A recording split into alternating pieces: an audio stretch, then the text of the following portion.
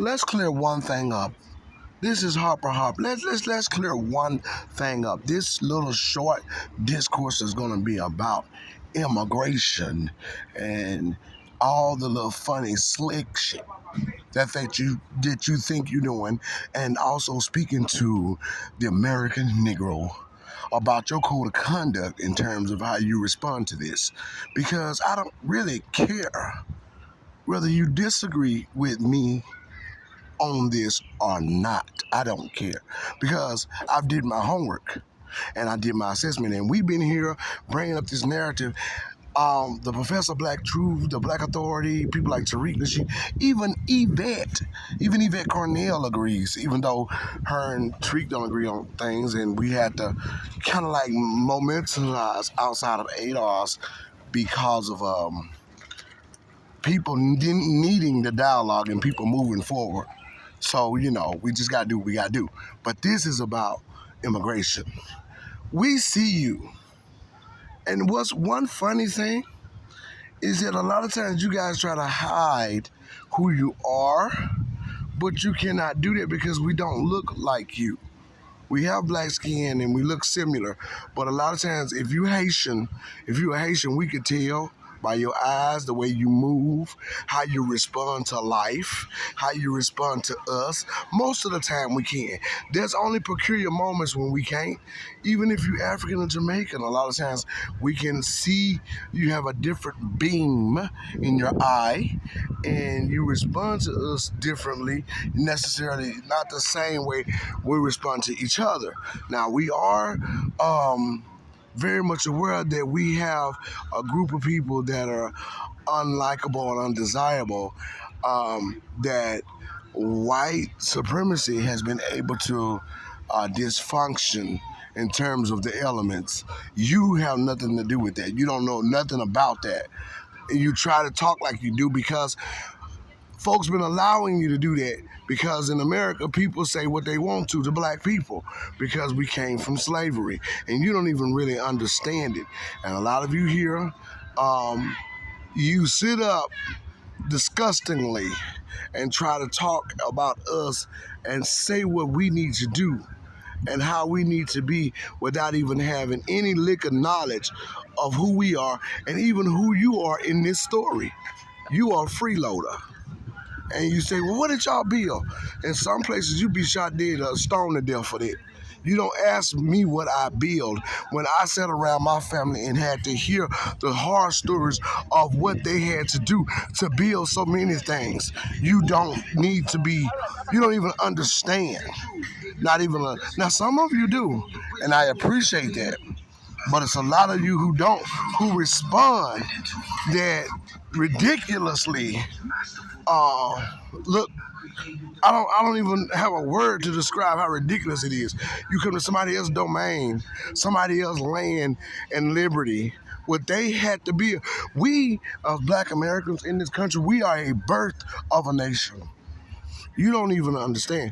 And yeah, some of y'all here with your children and you're teaching them stuff that ain't even true. And when they grow up, they're going to be disappointed because we're not in your country. We're not in your country. Trying to reside, looking for things, and freeloading. You're here looking for things which we accomplished. And that is the true science of this. And you are sending your children to our schools, which were set aside for us, and we fought for the rights to be in these spaces that you benefit from. So we're not in your home country, and you have to understand that we are helping you. We are your mothers and fathers. The American Negro. We are your mothers and fathers. We give you bread and water. You come here, you say, we educated, we work hard. How in the hell did you think all this got like this? And then you look at us and say that negative group of black people is all black people. You're so stupid. You don't even break down. You say you're sophisticated, but that you can't dissect that. You can't dissect that because you don't want to.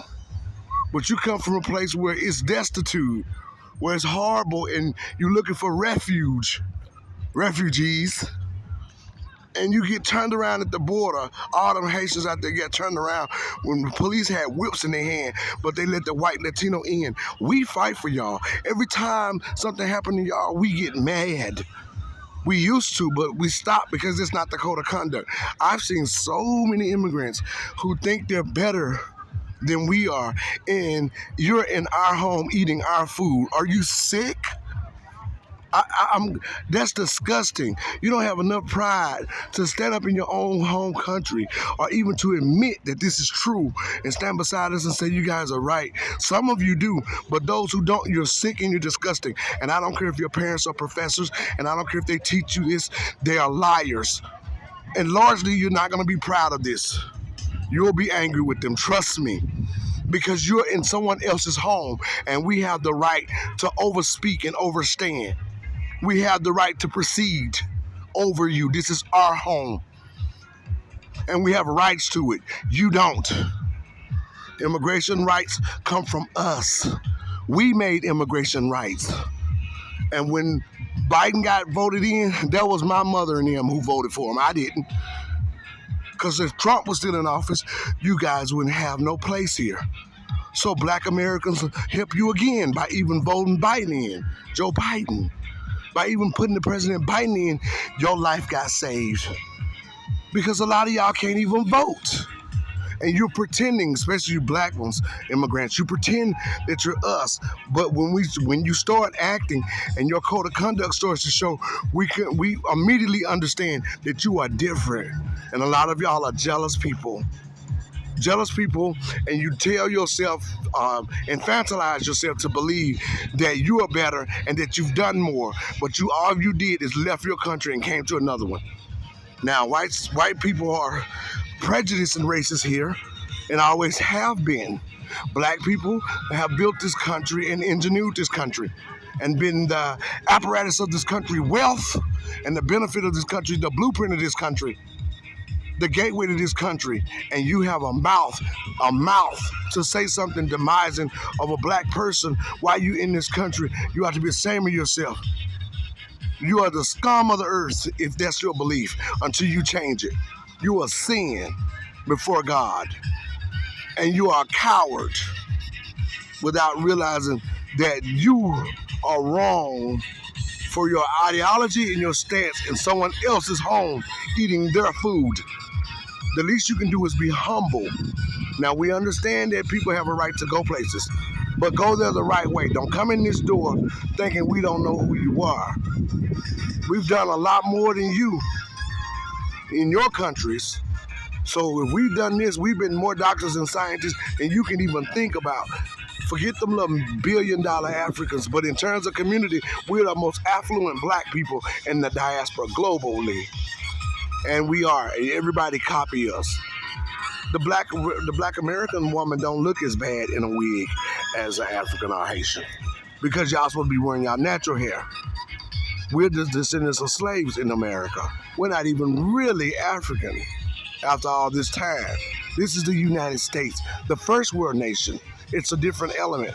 Y'all countries are massively, y'all are basically, y'all are the majority. We're not even the majority here. We're the majority of black people, but we're not the majority. But we made laws just like we were. No one has ever fought like the black American, the descendant of slavery. No one has ever fought like us in our history. So stop lying to your children and stand up and be men.